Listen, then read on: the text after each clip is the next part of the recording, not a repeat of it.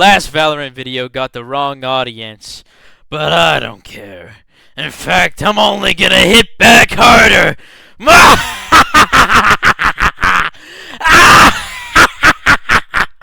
So anyways, let's begin. Let's get into Riot the company, since obviously I need to explain this so that even a child or a mentally deficient Valorant player can understand me. One of the greatest things the company can do is convince you that it is your friend, that it will support you, that it provides something every other company can't, and it's purely because they care about their audience. So when they unironically charge their own item $76 for a single fucking skin, maybe you have to consider the fact that this is just another greedy company. Snoober, they asked me on Discord which character I'm most close to. The fact that people don't understand that this whole personality shtick is a business decision really plays into people's delusions that at least something out there cares about them. But obviously, nothing does. Riot's whole business model is about defending people for them. You can't even shoot a corpse! Pros will get disqualified for shooting a corpse! That's gonna be caught. Oh, wow. Even the business. What's ironic is that they're putting so much emphasis on their esports, but don't allow people to get competitive. It's why both their company and their esports is a joke. Like, yes, they have great people who do really good. But the whole attraction to any competition is in the word itself. Everyone loves an underdog story, and everyone loves a good villain. It's exactly why I said in my last video. They are so out of touch with what they're supporting that they will make stupid, inclusive decisions because they think they know their audience. They want to sell their cake and eat it too. They're trying to make it more family-friendly and mainstream, but completely miss the point of a sport in the first place. It's why Counter-Strike's peak viewers were 2.8 million, and Valorant's is 1.2 million less of that. I also believe the only reason why Valorant's esports actually works is because of the brain rot content creators who are directly involved with it.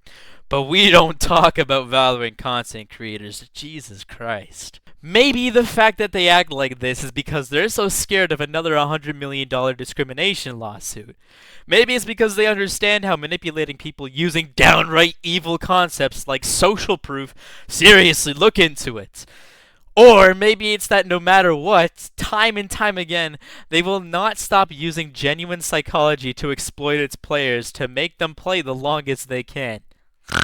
But guys, a Riot dev said they don't do this. Yeah, and there is no Easter Bunny, there is no Tooth Fairy, And there is no Queen of England.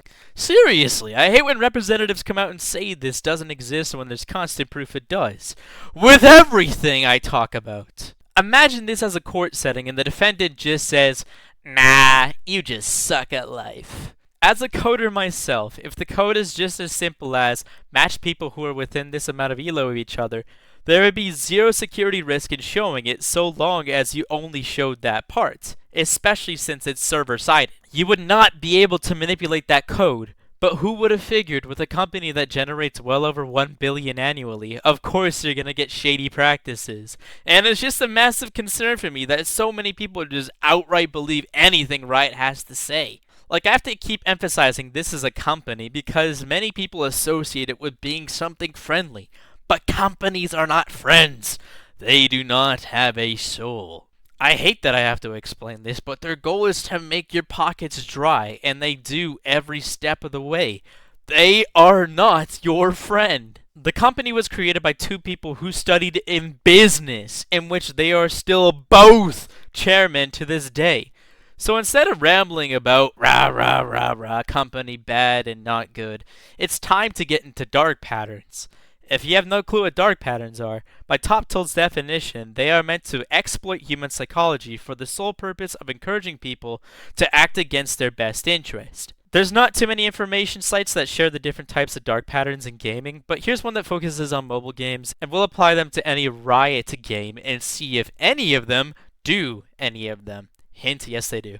We have playing by appointment, daily rewards, grinding, infinite treadmill, premium currency, artificial scarcity, anchoring tactics, social obligation. Should I continue going? Does this prove they are not your friends? Fear of missing out, competition, invested/endowed value, badges slash endowed progress, complete the collection, illusion of control, variable rewards, optimism and frequency bias, and as a throwback to last video, getting rewarded for literally every single thing you do are all trying to exploit how much you play and spend on the game. I think the biggest non-crime out of all of this is how even after doing every single thing I've mentioned, it is still somehow garnering the trust and approval of so many different people. Even after hearing this, people would still continue to support Riot because That's just what every company does. and it's like, holy shit. Nothing makes them literally exploiting your mind okay so long as they pretend to be your friend. That's like saying just because Hitler was an animal rights activist means he was a pretty okay chill dude. As I keep having to mention, them being inclusive is entirely business, and how we can guarantee that is by comparing them to what people want to believe they are.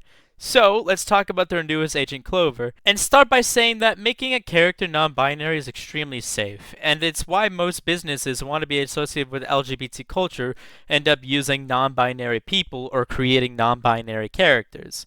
Creating something actually representative like a trans person or just doesn't exist purely because, let's just be honest, it would create more backlash than just making a character that's lesbian or non-binary, especially if that character is a chick. People have found out that LGBT acceptance works a lot better when that character slash person has racks, melons, Hooters, if you will. It's just another checkbox for Riot. They want to be the thing LGBT allies go to, but are so fucking safe with it because once again, they are a business.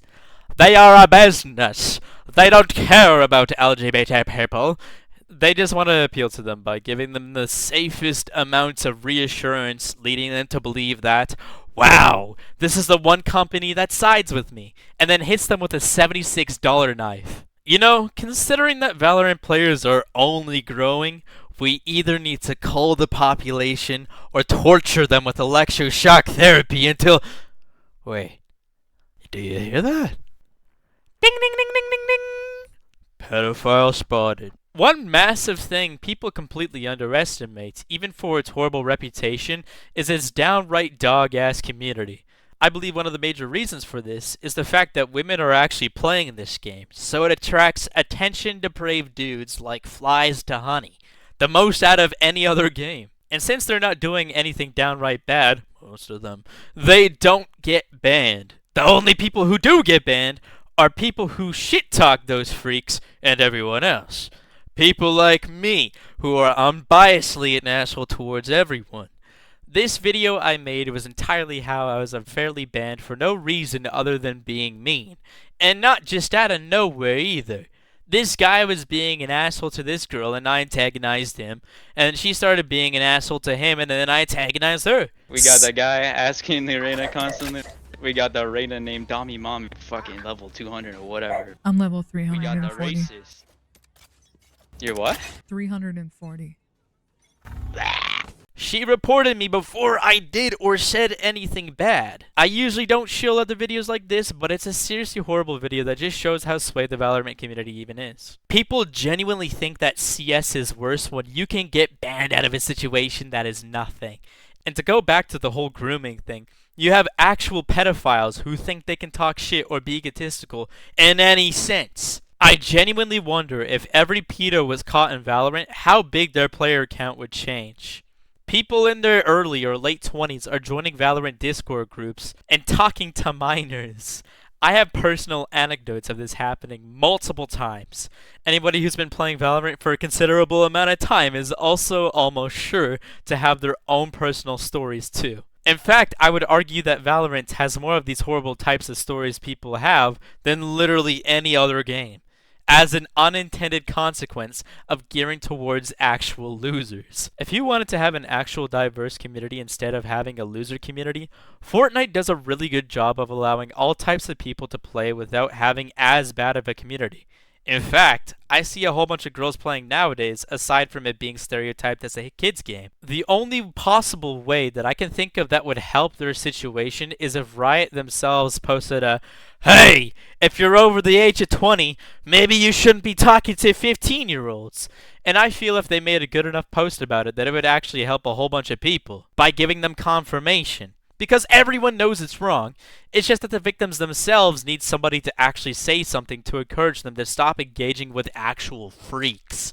But by doing that, they're admitting the problem exists, and that's terrible business-wise. So, until they do this, and instead of being a good company that genuinely wants to protect their players, they would rather kids and teens being exploited and manipulated, more specifically sexually, than lose out on any money they get. But maybe they just don't want to lose out on their $10 million a year salary. So I guess they're fine with kids being exploited so long as I have an oceanfront house in Malibu. When this many people have at least one story about your game specifically, that is the most clear-cut case of pandering towards vulnerable people and then not protecting those vulnerable people.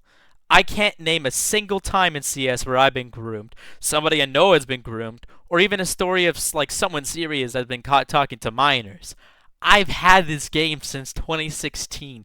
I was 11 years old. Valorant hasn't even been out for 4 years. I have multiple stories of horrible shit despite playing the game for far less and being involved in the community for far less. I wish I could talk more about the people, but there's no point in going on after the general community of Valorant since they already do the job for me. There's not too much to talk about when they already make themselves look like a big pile of yikes. I only have one thing to say, and then I'm done.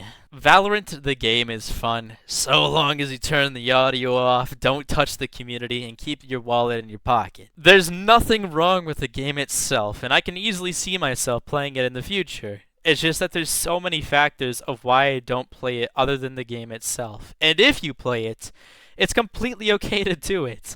I'm more so bringing attention to these things that exist and are just not okay. Anyways, this has been Noober Schnoober. TLDR, don't get groomed. And I will see y'all later. Peace.